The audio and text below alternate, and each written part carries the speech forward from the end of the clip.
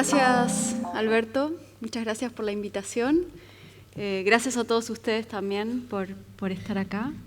Ahora estoy muy confundida porque yo soy argentina, Peso es chileno y yo vivo en Chile hace 17 años. Así que vuelvo y mi acento van a ver un híbrido que no está ni acá ni allá. Hemos preparado una presentación que es un corte transversal de nuestra obra de los últimos, desde que nos conocimos en 2001, que estamos trabajando juntos, y queremos mostrarles más una mirada panorámica de lo que hemos hecho, para luego, con Félix, establecer una conversación que tal vez va a tocar sobre los temas que él estime convenientes. Bueno, yo les voy a hablar en chileno, no tengo mucha opción. Si no entienden, Sofía me puede traducir. Y sí, como dice Sofía, para nosotros es muy significativo estar acá. Nos conocimos en Buenos Aires, empezamos a trabajar desde Buenos Aires de una manera más bien informal. Y de alguna manera, tal vez un poco impredecible, lo que hemos seguido haciendo por todo este tiempo, no solo comenzó acá como obra concreta, sino también como una cierta actitud. Esta idea de la intención ingenua, que parece ser una contradicción, es el título de un ensayo breve que publicamos hace poco y que pretende explicar una suerte de conflicto, de problema propio de la arquitectura que afortunadamente no está resuelto, que es el problema de la intencionalidad, del sentido de las cosas que hacemos y hasta qué punto cada cosa que hacemos tiene unas ciertas causas y sin duda unas consecuencias que no necesariamente dependen del autor. Estamos muy interesados en el problema de la autoría y el problema del anonimato en este ejercicio inicial que fue hecho acá en la calle Corrientes, acá al frente, que de hecho volvimos a caminar por la calle y quedan ciertos vestigios de nuestra pequeña intervención con 100 stickers numerados que hicimos. Esto ya es hace 16 años, sí, increíble. Pero nos interesa el problema de una obra continua que se construye en base a circunstancias y a revisar ciertos prejuicios sobre la manera tal vez estrictamente racional, estrictamente predecible y hasta qué punto hay ciertos parámetros más bien accidentales o más bien circunstanciales que determinan tal vez no tanto como una conclusión, no tanto el proyecto como una postura definitiva, sino también como la posibilidad de asumirla como un cierto agotamiento, como algo que concluye tal vez por falta de tiempo. Este es un proyecto muy pequeñito que es un ejercicio, un juego en realidad, que nosotros nos inventamos hace unos años. Es un bloque de madera, como pueden ver, tiene este tamaño, viajamos con él, entra en mi cartera y consiste en una pieza que está conformada por 15 piezas de madera, todas de 25 centímetros de largo, pero inversamente proporcional. Entonces, como pueden ver, hay una que mide 5 por 5 centímetros, otras dos 4 por 4, tres de 3 por 3 y así. Y nosotros salimos a jugar con esto con 3 reglas. Una regla es que tenemos que usar las 15 piezas. La segunda es que todas las piezas tienen que tocarse, tienen que armar un continuo. Y la tercera regla es que tienen que colocarse en ángulo recto, ortogonales una con otra. Y con eso salimos a la calle. Creemos que es un objeto arquitectónico con una lógica interna fuerte y que, debido a su consistencia formal y material, puede reaccionar a distintas situaciones muy fácilmente y siempre mantener una integridad. Es como autónomo por definición, pero después contextual por necesidad. Cada caso que vamos haciendo es un caso en sí mismo, es una intervención que atiende a las circunstancias de ese momento, pero luego a nosotros también nos interesa mucho que la sumatoria de las intervenciones construye otro proyecto, otra lectura que es quizás más importante que la individual. Y en esta serie de proyectos que resuelven tal vez problemas ficticios, problemas internos, hemos hecho un par de descubrimientos a lo largo del tiempo. Uno de ellos es la posibilidad de reemplazar la idea de forma por la idea de formato. Para nosotros formato es una suerte de forma generosa o de un perímetro, un contorno general que determina un cierto campo de acción.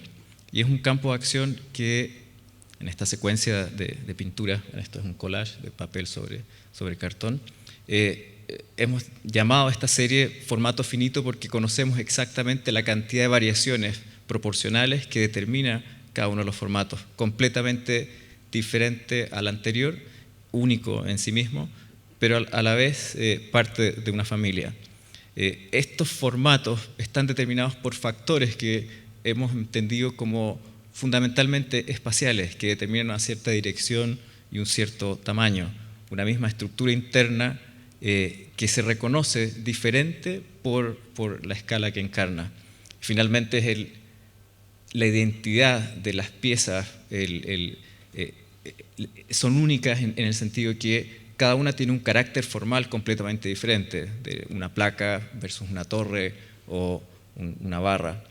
Y estas son iteraciones de transformación que tienen un número limitado, que en la medida que la pieza se vuelve más compleja, baja el factor de identidad, pero se termina, en este caso, 243 variaciones de una pieza, o en este caso 729 variaciones, solamente por aumentar un solo factor en su definición formal.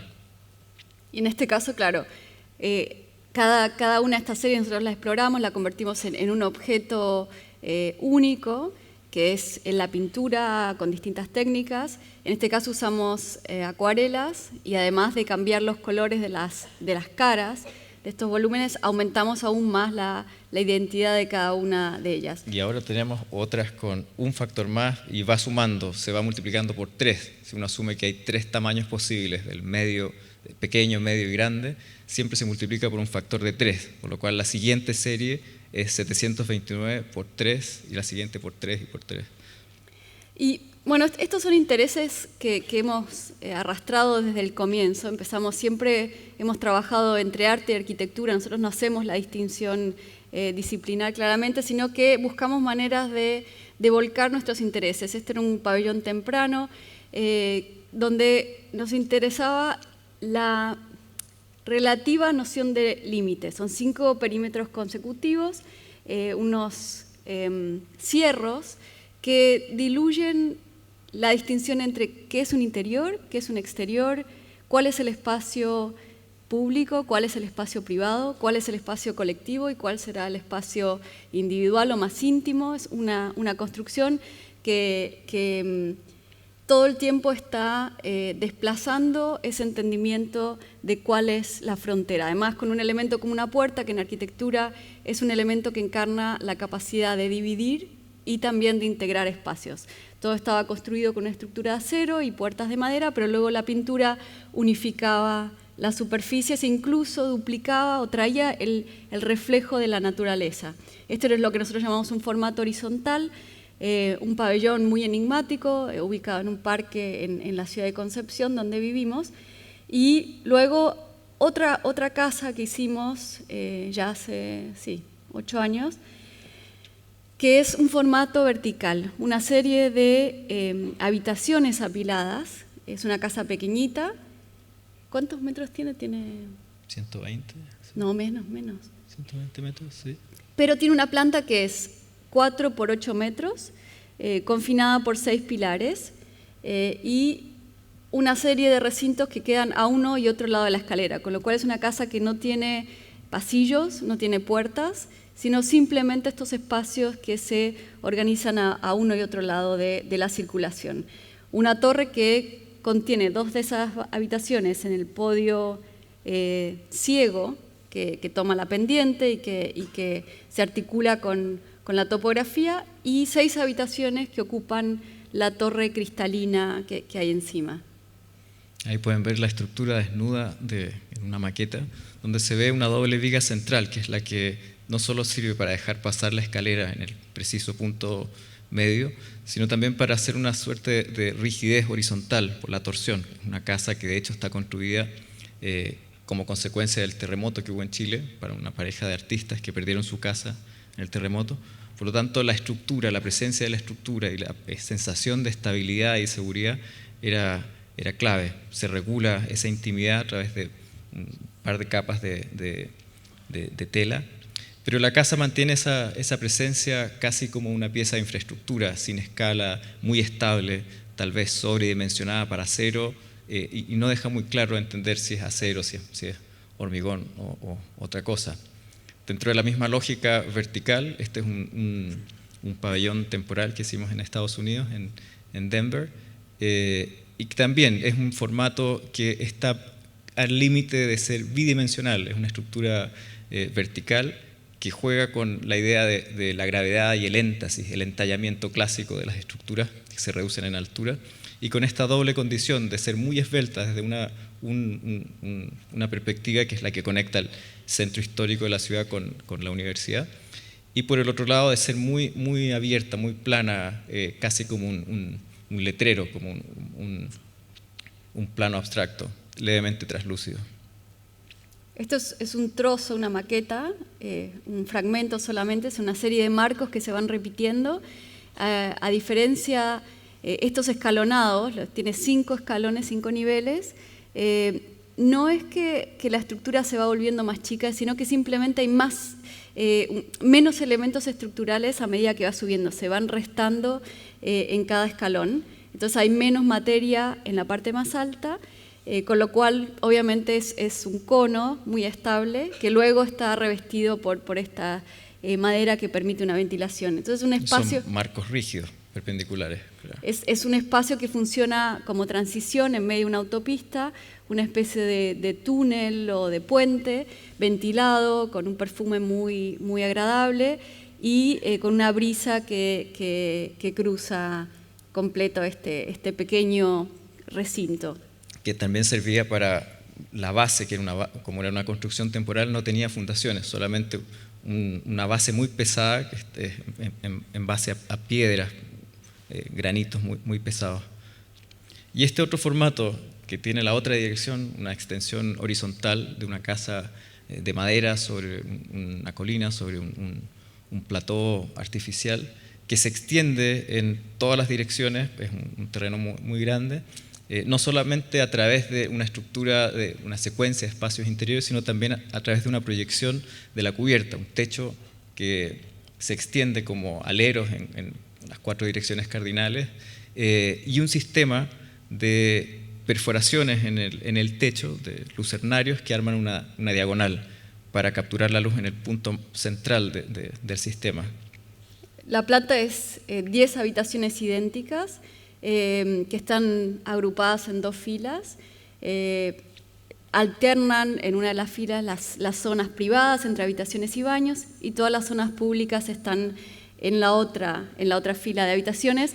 La única distinción es que las puertas en las zonas más privadas se alinean lateralmente, y luego en las zonas públicas son aberturas centrales que arman un gran recinto con un ritmo claro, constante. Pública, que también es relativo, una casa, todo es social. Todo es privado, claro. Sí. Y esas distinciones, que un poco lo que comentaban anteriormente entre arquitectura pública y privada, tal vez es un tema que podemos discutir, porque a nosotros nunca nos ha quedado muy claro esas definiciones.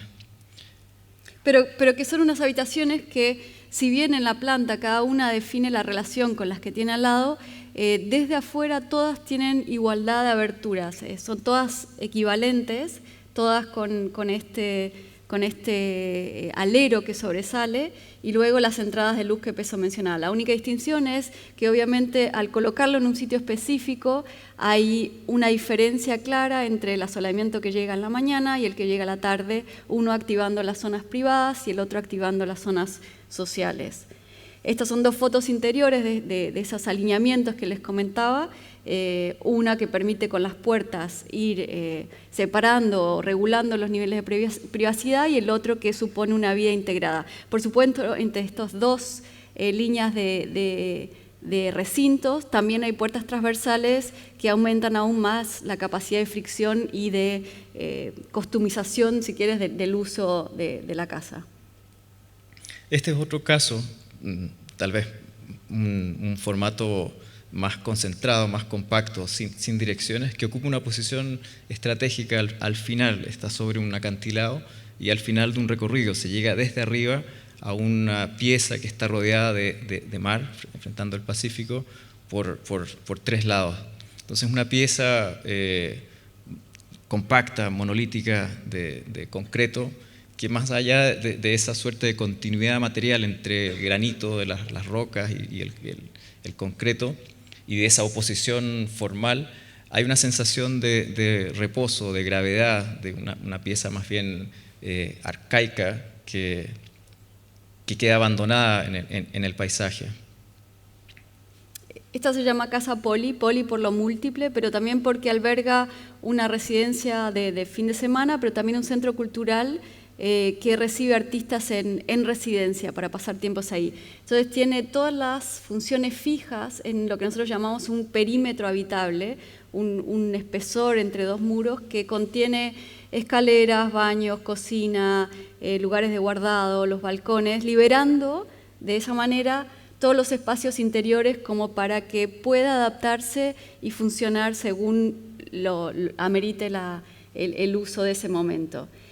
Tiene todos estos escalones que se van siguiendo la topografía y que conectan cardinalmente con lo que hay alrededor. Ha funcionado ahora por 15 años y se ha convertido en un lugar importante de identidad local. Muchos artistas han pasado periodos creativos en esta casa. Y nosotros creemos que funciona muy bien porque combina justamente la intensidad de estar en la naturaleza con la intensidad de generar proyectos artísticos. Uno de los frentes de la casa, el que enfrenta el acantilado, la diagonal, tiene un espacio vertical, tal vez sobredimensionado para la casa, que funciona como una rótula que trata de capturar esa dimensión diagonal del cerro, con proyecciones en diferentes direcciones, de manera de tener una situación más bien simultánea del paisaje, y con un objeto que finalmente uno puede entender casi sin escala, como una pieza, como decía, más bien abandonada en el tiempo, o tal vez sin tiempo, que es algo que queríamos tal vez trasladar después en un encargo, en un contexto tal vez menos idílico, un contexto suburbano, una familia, una casa de uso permanente, pero que también tiene esa condición tal vez de autonomía, de separación y tal vez de casi como enmascaramiento de las funciones interiores. Esta es una casa que se estructura en torno a esta escalera, es el centro estructurante de la vivienda, una escalera de hormigón continua, sin descansos, toda de hormigón volcado in situ, y luego un perímetro de madera que se sostiene o se apoya sobre esta escalera, que es regular, muy mudo, neutro, pero entre uno y otro hay unas plataformas que van subiendo en espiral 70 centímetros una con respecto a la otra y que definen realmente esta casa, que no necesariamente se organiza en 1 o 2 plantas, sino que creo que son como 12 plataformas. Sí. Y este tronco central de concreto que soporta la casa, una pieza estructural del interior, está atravesado, todos los recintos están interrumpidos por esta presencia que permite tener una percepción de una escala diferente al interior de la casa. Son simultáneamente, en esta imagen aparecen tal vez 5 recintos simultáneamente. Y eso ocurre por la posición, es una escalera, es una estructura interior, una cruz asimétrica que se interrumpe por la pieza de hormigón que corta las esquinas de cada recinto. Y eso permite, como pueden ver acá, una circulación muy eficiente, expedita por el centro de la casa, que vuelca directamente a cada recinto, o también otra secundaria que es la que pasa de recinto en recinto. Este interés por las secuencias espaciales es algo que desde muy temprano empezamos a explorar. Esta es una casa también hecha hace 10 años, que es una casa que ocupa un jardín muy bonito que existía y que atrapa dentro de la propia casa árboles existentes. Tiene un solo piso, es una casa que se extiende como una alfombra en este jardín y que regula la profundidad de la planta por estos 9 patios que están justamente puestos donde había ya algunos árboles importantes, pero que además definen una secuencia como un agregado de habitaciones donde algunos son interiores y algunos exteriores, algunos con techo, algunos sin techo, pero la experiencia de la casa siempre es de una alternancia entre interiores y exteriores que hace que, si bien ningún recinto es grande, la sensación horizontal en la casa es en muchas direcciones sumamente generosa. Este es un dibujo que recibimos como regalo de uno de los hijos del dueño de la casa, Rogelio, que su habitación está en la esquina arriba. Obviamente la entendía como la más grande de la casa. Y para nosotros era muy importante. De hecho, ahí aparecen 2 niños sin nombre, porque la madre estaba embarazada de mellizos, todavía no sabía los nombres. El papá y la mamá con una habitación más pequeña. Y para nosotros era muy importante, fue muy importante recibir este regalo por el nivel de precisión con el que él a su edad estaba leyendo la estructura de la casa. Para nosotros esto fue una confirmación de nuestro interés por lo que entendemos como la geometría topológica. No nos interesa tanto la analítica o descriptiva, sino más bien esa estructura mental, más bien primitiva. Nosotros lo leemos como la estructura espacial de la arquitectura, que nos permite entender relaciones de proximidad, de tamaños, proporciones. Y esto es algo que hemos investigado por mucho tiempo y de hecho publicamos en un libro, un ensayo más largo, con una selección de 100 pinturas, estos son óleos sobre tela, que describen estos sistemas de relación, que de alguna manera presentan una estructuración de arquitectura en base a elementos que se sintetizan a un nivel en que los muros no tienen espesor, los elementos se reducen a la mínima expresión, de manera de poder describir relaciones espaciales y a la vez dar cuenta de cuán relativas son nuestros propios prejuicios sobre las relaciones espaciales, como por ejemplo la connotación relativa de tamaño, de qué es grande y qué es chico en un edificio. Tamaño de una habitación está en relación al cuerpo, pero también en relación a los recintos de un determinado sistema, o la relativa noción de dirección, recintos con cierta tensión o más bien centralizados, o la relativa noción de continuidad, que no solamente está determinada por transparencia, por una ventana, por un vidrio o por un cierto material, sino por la posición de aperturas dentro de un muro opaco, o la noción de singularidad, que sistemas regulares versus excepciones dentro de un sistema. Pero por último, lo que más nos interesa con esta secuencia que seguimos pintando y desarrollando es poder entender que hay ciertos mecanismos de proyección, tal vez como una empatía frente a estas descripciones aéreas, donde el tamaño de las aperturas refieren una cierta escala humana y por lo tanto describen una cierta experiencia en estos lugares, un cierto tiempo, desplazamientos, movimientos y una cierta vida. Esto es uno de también una serie de dibujos que hicimos donde nos interesaba explorar la habitación centralizada por excelencia, que es la habitación circular, porque nos interesa en el sentido que una habitación circular no supone una dirección, sino simplemente un centro que indica una posición y un radio que indica un tamaño. Con eso hicimos una maqueta grande que tenía 100 habitaciones, por supuesto. 100 centros. 100 centros, perdón, sí. Claro. 100 habitaciones también que al sobreponerse generaba una cantidad muchísimo más grande de recintos, ninguno de ellos diseñado, y luego lo ocupamos con 100 personitas a escala, por 1000 personitas a escala, perdón, que introdujimos de una manera muy espontánea, tratando de leer muy naturalmente el carácter de cada recinto. Entonces había situaciones de alta informalidad, situaciones de introspección, situaciones de todo tipo. Esta es una maqueta grande de 3 por 4 metros que presentamos. Y estábamos pensando en esto cuando decidimos extender nuestra exploración y nuestras búsquedas a una invitación de no la Bienal de Venecia pasada, sino la anterior, la del 2016, donde hicimos un pabellón para los jardines. La entrada a la Bienal es la esquina inferior aquí, y luego los 12 ejes de pabellones, que son el italiano de este lado. Este es el bookshop. La biblioteca de Sterling, la librería Sterling.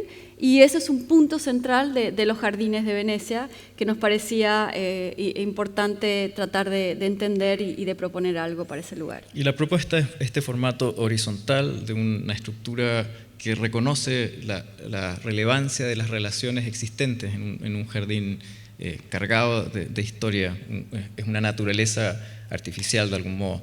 Y la propuesta es una estructura de exteriores sobre exteriores, un sistema de patios compuesto por la agregación de 10 cilindros que nosotros entendemos como un sistema abierto, como una estructura casi como una planta libre, no por la falta de confinamiento, sino por la falta de jerarquía, de dirección, la multiplicidad de accesos y de potenciales recorridos.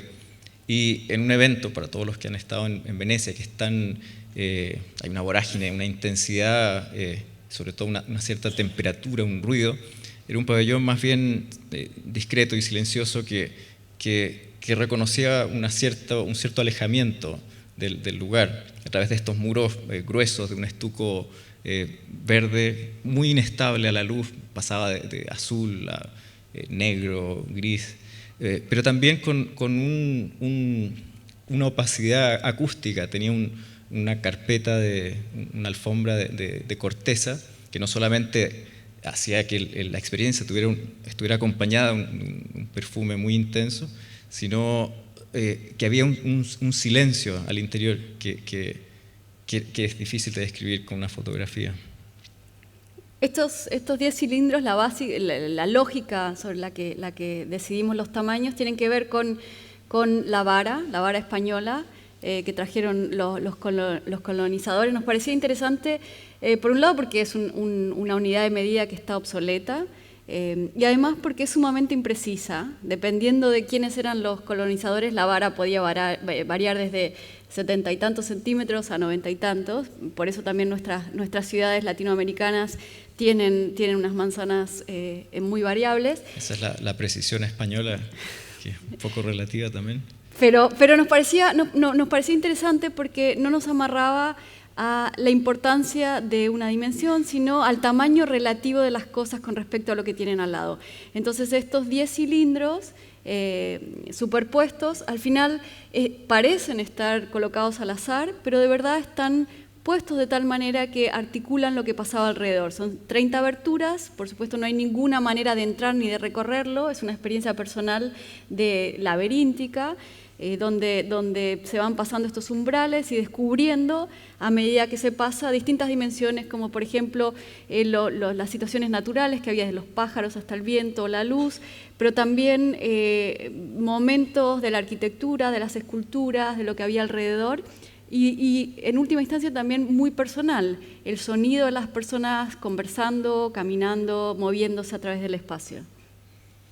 Y una versión posterior que se relaciona con ese pabellón temporal es esta construcción que hicimos para un museo en la periferia de París, para la colección permanente. Esta es una construcción que se queda en el lugar y que pretende, de nuevo, volver a revisar esta dimensión tal vez ficticia de capturar un paisaje interior, con un edificio más bien modesto, de una pequeña escala, pero que tiene la ambición de capturar un interior gigantesco, que es la obra el registro de una obra hecha por Christian Boltanski, que es un artista conceptual francés en el desierto de Atacama, en Chile. Y esta pieza está en el jardín del museo, es una pieza escultórica con su propio derecho, no tiene ninguna indicación de la función que cumple, una textura muy gruesa que contrasta con lo que hay alrededor, y luego simplemente se descubre la manera de entrar al acercarse. Tiene una entrada y una salida, es irrelevante el orden, pero es un camino continuo a través de este pequeño recinto. Y la curvatura responde a una alta tecnología del proyector que está 24 horas mostrando cómo pasa un día en la instalación. Entonces las curvas están precisamente calibradas para esta proyección. Y de una manera similar, esta es una casa reciente, que terminamos hace poco, que también de una manera permanente intenta capturar y enmarcar una relación con el paisaje, un paisaje en el sur de Chile, en una isla cargada de mitos, que tiene una tradición muy importante, la isla de Chiloé, que está enfrentando el mar interior de la isla, junto a una diferencia de topografía, que es una casa, de alguna manera una doble casa. Es para una persona, él es un personaje muy retraído, le gusta recibir visitas, pero ocasionalmente, y es una casa que tiene una clara frontalidad hacia el mar interior, hacia los Andes, del otro lado del agua, y que genera un patio, un espacio contenido de una escala íntima en su interior. Es una casa que de verdad tiene doble cara muy marcada. Del lado del acceso es casi como una fortaleza, bloquea no solamente las vistas, pero también los fuertes vientos del sector. Y luego esa contención es reversible, a medida que se ingresa a la casa, vuelca todas las vistas y los espacios hacia ese patio contenido que está orientado hacia el mejor sol y hacia los opuestos a los vientos predominantes.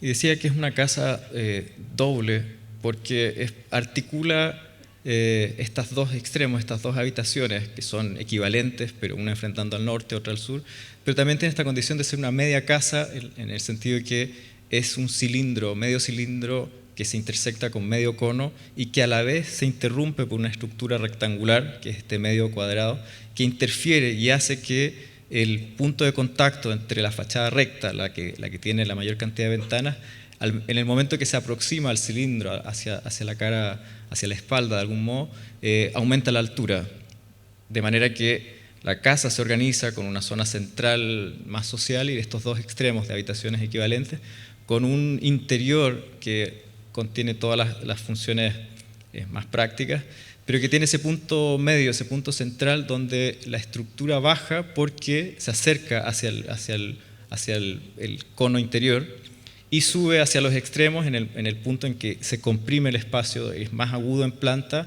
se dilata en altura porque se encuentra con el cilindro de la espalda. Yo no sé si alguno de ustedes ha ido a Chiloé, pero es una isla que tiene una serie de iglesias fabulosas, todo de madera, que son patrimonio de la humanidad, y entonces tienen un conocimiento de la construcción en madera muy desarrollado, también como cualquier isla de construcción de botes.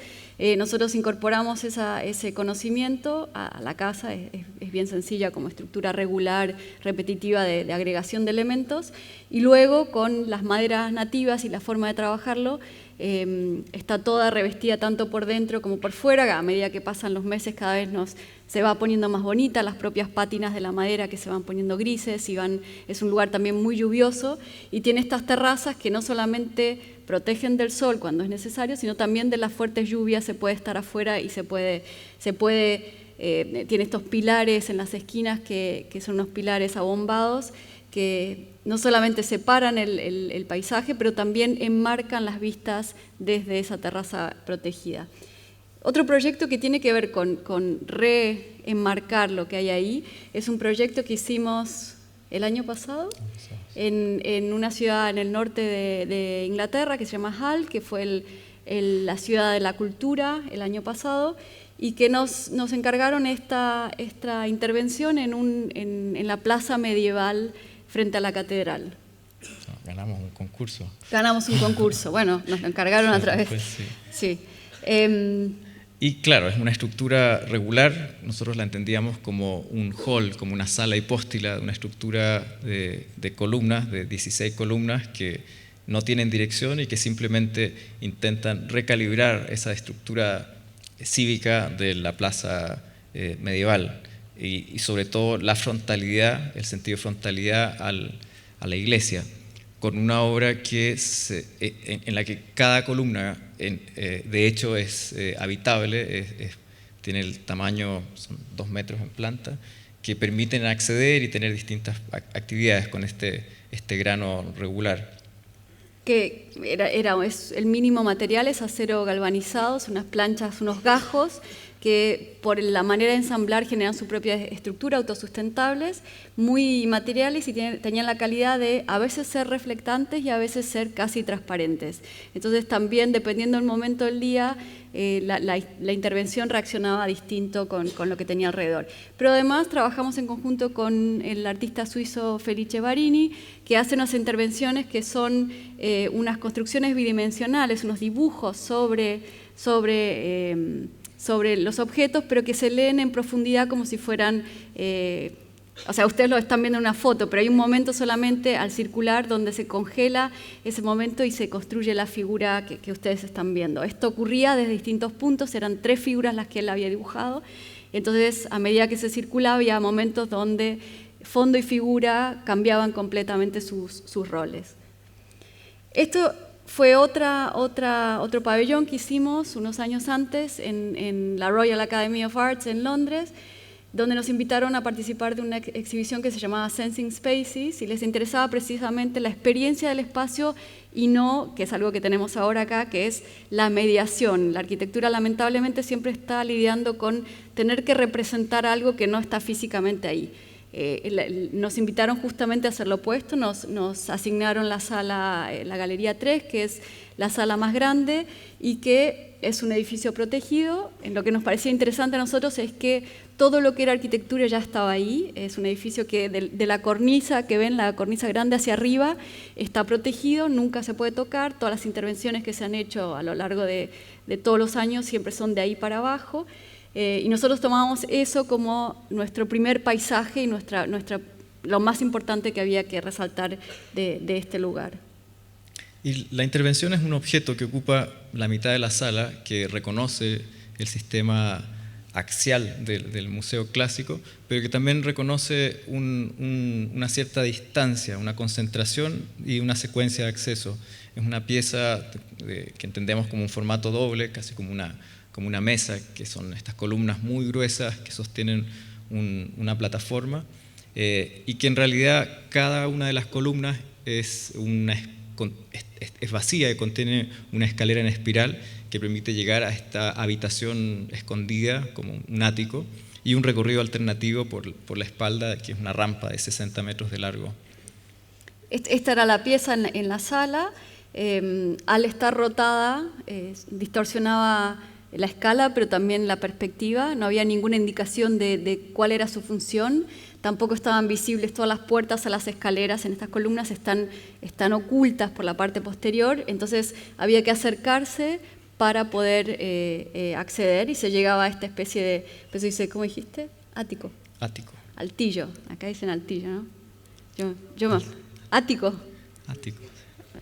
Bueno, y era una habitación suspendida, suficientemente alta como para bloquear el mundo de abajo, pero suficientemente baja también para poder complementarse con ese mundo aéreo, que era el mundo del edificio patrimonial, del carácter fuerte de las decoraciones, de la luz natural, y experimentar el edificio mismo en el que estábamos. Es todo hecho con madera, todo lo prefabricamos en Chile, lo montamos allá, y era siempre una exploración entre espacios muy íntimos y espacios colectivos que iban oscilando constantemente. Y en Chile fue fabricado con carpinteros locales con los que hemos hecho varias casas, y después viajamos con estos 4 carpinteros a instalar todo durante 3 semanas en Londres. Y son los mismos carpinteros que hicieron esta casa. Bueno, esta es una pintura de la casa. Una casa que siempre hemos entendido como la celebración de unas coincidencias. Primero, la coincidencia de estar exactamente a 100 metros sobre el nivel del mar, Y después la coincidencia de ese ciprés viejo que tiene un cuerpo y una profundidad que nos interesaba respetar. Esta es una casa, nosotros la entendemos como un doble formato, una torre y un podio. La torre descansa exactamente en el punto medio del podio. Se organiza en 7 niveles y 3 programas. En el inferior, en el piso de más abajo, hay un taller, atelier, pintura, luego 3 pisos de casa y los 3 pisos inferiores son oficina. Superiores. Los 3 pisos superiores son oficina. Y 2 sistemas de circulación. Lo siento, no tengo un puntero, pero uno es el que pasa directo por la terraza que ven ahí. El nivel de calle, perdón, eso puedes señalar allá, el nivel de calle está ahí, se pasa directo y va a la zona de la oficina con una terraza encima, y el otro es un acceso que desciende a la casa y al sótano y conecta internamente con otra circulación. Las circulaciones son escaleras sumamente eficientes, casi como unos atajos verticales, y luego con algunas perforaciones, unos recortes en la losa que permiten armar la diagonal entre espacios de distintos niveles. Y la estructura interna la entendemos también como la repetición de lo mismo. Hay un módulo interior que ocurre 6 veces en el podio y 6 veces en la torre, que es esta estructura similar a la casa de madera, que es una planta cuadrada dividida por una cruz asimétrica, que se va adaptando a circunstancias del programa. En este caso, 3 veces armando una secuencia horizontal con la zona social, la cocina y hasta el estar, que desciende acompañando la topografía y en la dirección hacia el poniente, pero con unos umbrales que van cambiando de tamaño a la medida que desciende, de manera que el primer umbral que se ve al fondo es tal vez un 30% más pequeño que el último, y eso genera una distorsión de la perspectiva de uno o de otro lado, se hace más largo o más corto dependiendo de la posición. Y la torre tiene este otro carácter más introspectivo, más gris, donde hay una coincidencia del mobiliario con las aperturas más estrictas. Esas son las 5 plantas de la torre, unas plantas muy compactas, una huella pequeñita, donde los puntos del mobiliario y las aberturas están totalmente relacionados. Entonces, la porosidad de la fachada es realmente la consecuencia de lo que está pasando adentro. Todo esto fue construido con concreto in situ, con los niveles de llenado, una pequeña demolición luego de la cara superficial, que lo que hace es resaltar los estratos y no necesariamente la huella del moldaje, y además da esta textura como casi blanda y de bordes irregulares en todas las ventanas y las perforaciones. Que a la distancia también tiene este carácter un poco indefinido, similar a la casa de vidrio, la casa negra, con unos huesos sobredimensionados. En este caso también hay una escala indefinida, que tal vez es muy alta para ser una casa, o tal vez muy pequeño como edificio para ser un edificio de oficina. Hay una cierta incomodidad en la percepción en el paisaje.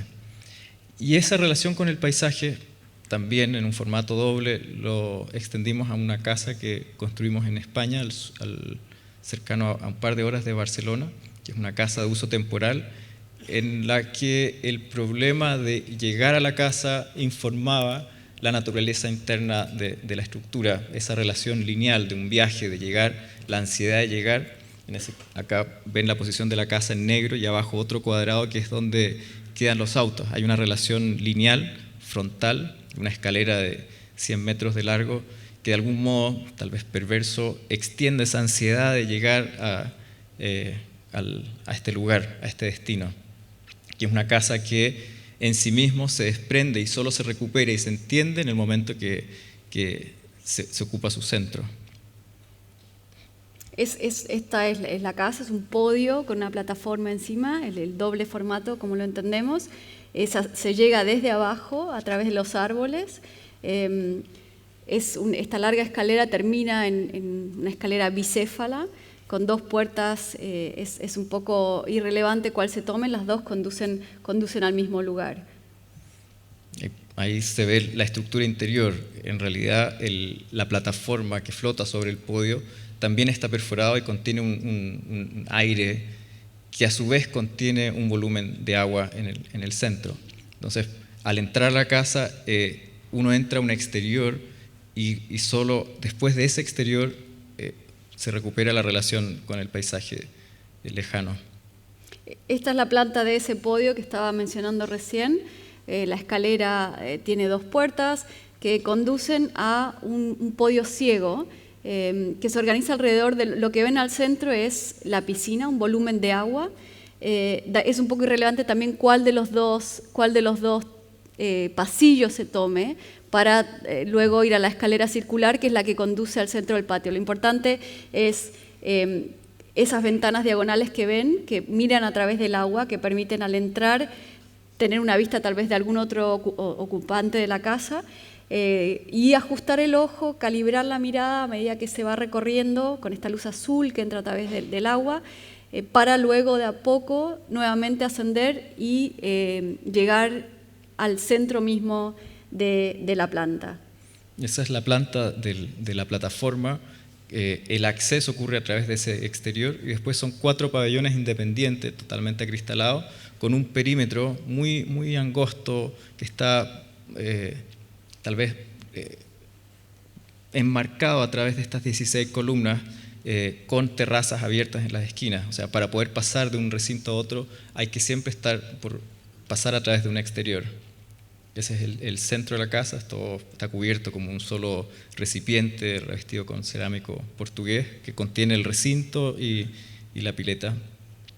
Y el perímetro angosto, que tiene una proporción casi de un balcón, que se convierte, es reversible de alguna manera, tal vez literal, porque las ventanas son correderas, se mueven hacia las esquinas y el interior se convierte en un exterior también. Esto fue también hecho todo con hormigón in situ. Es un sistema estructural de Vigas Virendel que tiene el alto completo de la plataforma. Entonces es sumamente estable, todo simétrico, las fuerzas van por los muros del patio, conducen directamente al suelo. Lo que uno ve como estos pilares muy robustos y sólidos realmente contienen un tensor, las fuerzas están operando hacia arriba y por las vigas del techo llevan todas las cargas hacia el terreno. Entonces está físicamente suspendida, pero a nosotros nos gusta entender también que hay una suspensión conceptual que es, debido a esa planta tan centralizada, el sentido de orientación se pierde, la gente se mueve por la casa de acuerdo a dónde está el sol o cómo se quiere exponer o proteger de él, que es un poco, tal vez la belleza, esa falta de orientación es un poco la belleza del tiempo del ocio, de poder desplazarse sin un rumbo preestablecido. Y este es otro formato que ya no es ni compacto ni doble, sino que se convierte en una secuencia vertical que refuerza un sentido de posición, de asumir que la estructura puede ser una suerte de signo de sí mismo que marca un lugar y una cierta altura. Este es un proyecto en Chicago para la Bienal, no la reciente, sino la anterior, de un pabellón temporal que finalmente se instaló solo como estructura y casi como un fantasma frente a un edificio, al Crown Hall de Mies, con una estructura que era literalmente un traslado de fuerza, un ejercicio de vectores visibles. Que al estar como cascada, diluye la noción de muro y techo y va apoyándose sobre sí mismo, que es una exploración similar que hicimos para un pabellón en París, pero en este caso todas las fuerzas están ocultas, está todo revestido con madera, y es una serie de cilindros, uno sobre otro, de tambores, claro, que van disminuyendo en altura, pero que a nosotros nos interesaba mucho esta escala ambigua.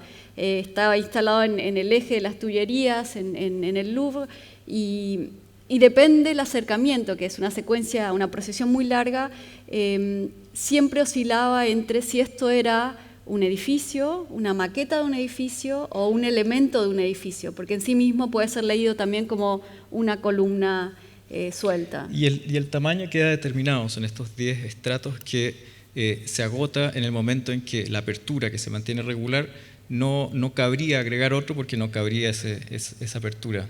Entonces ese ejercicio reversible entre un único espacio, una única habitación, que está definido por una única silueta y que de alguna manera evoca tal vez una situación más monumental. Hay algo arcaico, tal vez conocido, familiar de la estructura.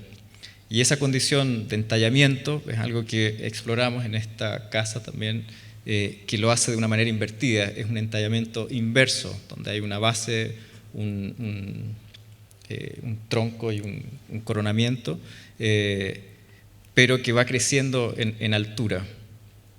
Y que eso solo es posible, en este caso, en base a un sistema de marcos rígidos, todo de una estructura de hormigón, estrictamente simétrica, con 8 columnas, que son 2 columnas por frente, por arista, de manera que la arista queda siempre abierta.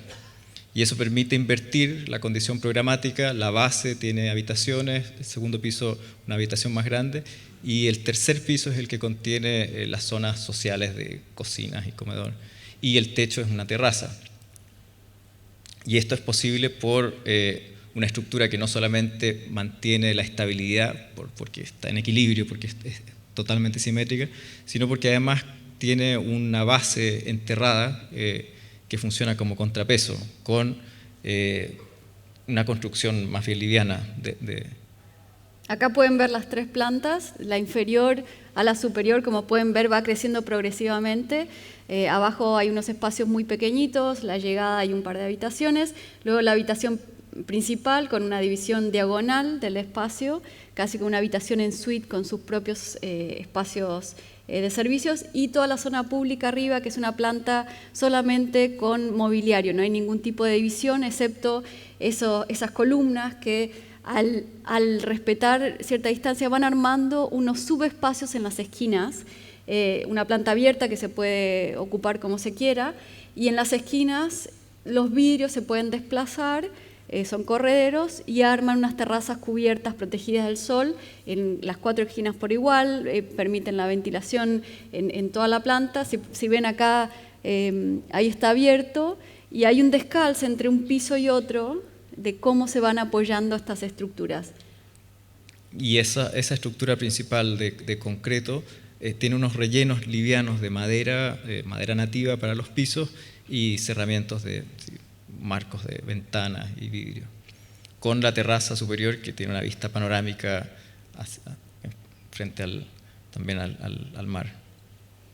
Esta es una exposición de unos cuadros que terminamos hace no tanto, bueno, seguimos pintando, todas las series nosotros siempre las seguimos, muy pocas son cerradas, que hicimos en París. Son unos cuadros grandes, eso es bien importante, de una calidad inmersiva, son de 1,80 m por 2,40 m, y hacemos estas ilustraciones de ciertos momentos del espacio, ninguno sobre una totalidad, sino que son fragmentos de lugares que más que diseñar un lugar tienen que ver con atrapar un tipo de atmósfera, casi que es un repertorio de lugares que nos pueden pertenecer a todos nosotros, que son recuerdos de casas en las que hemos estado, de lugares que hemos visitado, y que no necesariamente están hablando de una escala, tienen un tamaño que por supuesto se relaciona con el cuerpo, pero que los elementos que están ahí podría esto ser tanto un pilar como la pata de una mesa. Tenemos una sensación del espacio y tenemos una lectura, pero no necesariamente está referido a algún proyecto en particular.